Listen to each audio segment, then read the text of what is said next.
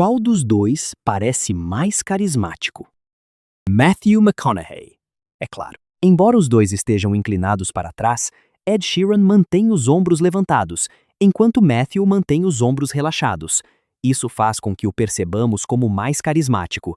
Segundo a especialista em oratória Olivia Fox Cabani, o carisma não é algo com que você simplesmente nasce, mas uma habilidade que pode ser aprendida quando você entende seus 3 pilares fundamentais. 1. Presença. Livros e pesquisas concordam que, durante uma interação, você deve focar sua atenção na outra pessoa. É um bom conselho, mas está incompleto, porque, se você não souber calibrar seu comportamento socialmente, pode acabar parecendo estranho ou até assustador. Veja este exemplo.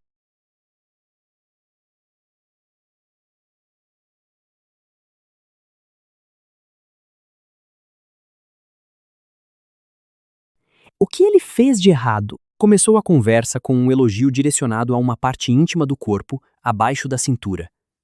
Invadiu o espaço pessoal dela antes de criar qualquer nível de conforto. E ainda fez isso enquanto continuava falando sem perceber a reação dela, tornando tudo ainda mais desconfortável. Você pode pensar que o problema foi simplesmente a aparência dele. Mas observe como Craig Ferguson, um homem com aparência e profissão semelhantes, conduz uma situação parecida de forma muito mais carismática. Ele começa dizendo algo como: Now, he also stuttered a bit, but he didn't invade her. Não, Mai. Ele também gaguejou um pouco, mas não invadiu o espaço pessoal dela.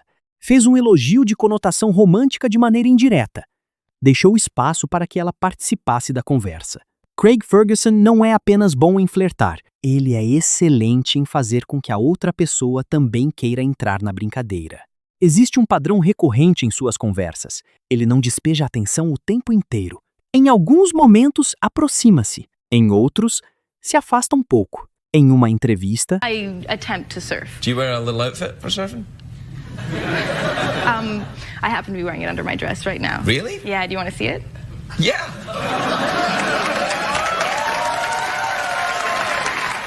em psicologia, isso é chamado de teoria da escassez, commodity theory.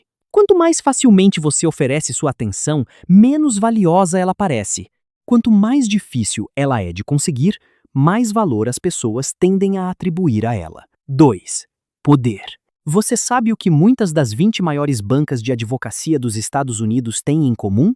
Elas foram treinadas por uma equipe especializada em comunicação chamada Johnson, Hunter Inc., e podemos aproveitar alguns dos princípios que eles ensinam.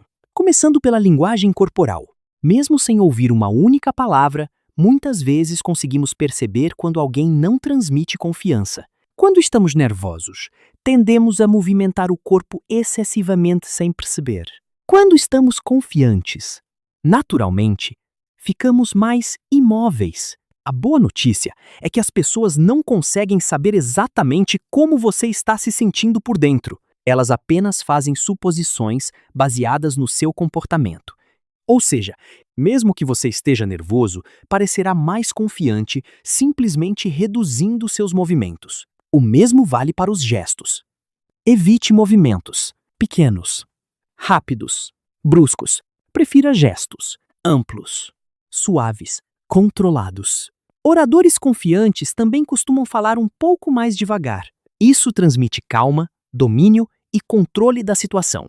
Mas talvez você pense, seria mais fácil parecer confiante se eu deixasse de ficar nervoso.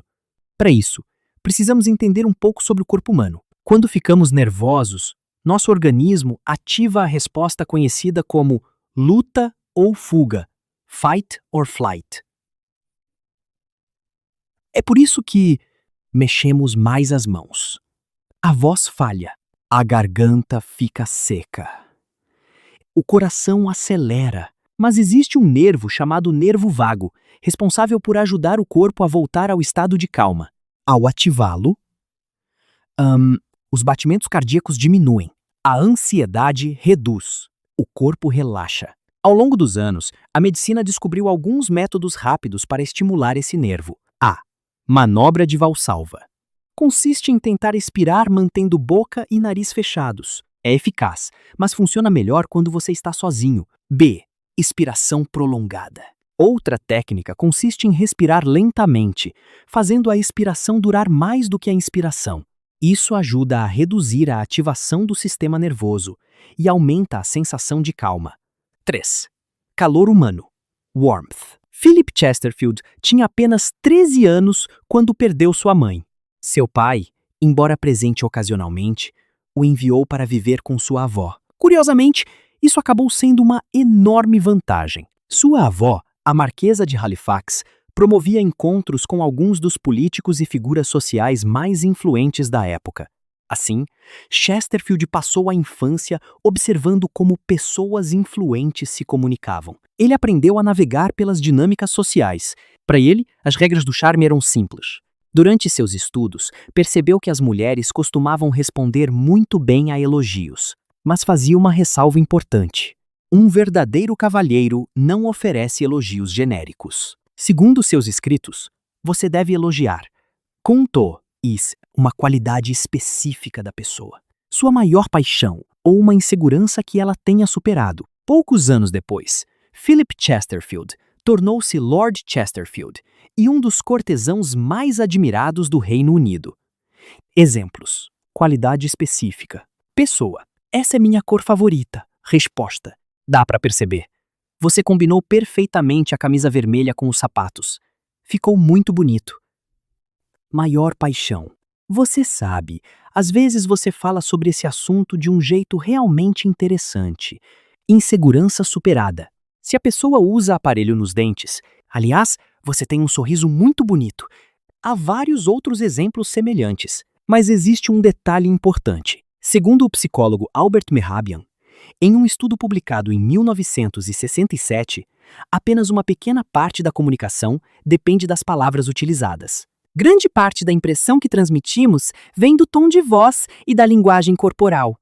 No livro Cues, a especialista em comunicação Vanessa Van Edwards apresenta diversos sinais não verbais que transmitem acolhimento, simpatia e conexão. Curiosamente, muitos desses mesmos sinais também costumam aparecer quando alguém demonstra interesse por outra pessoa.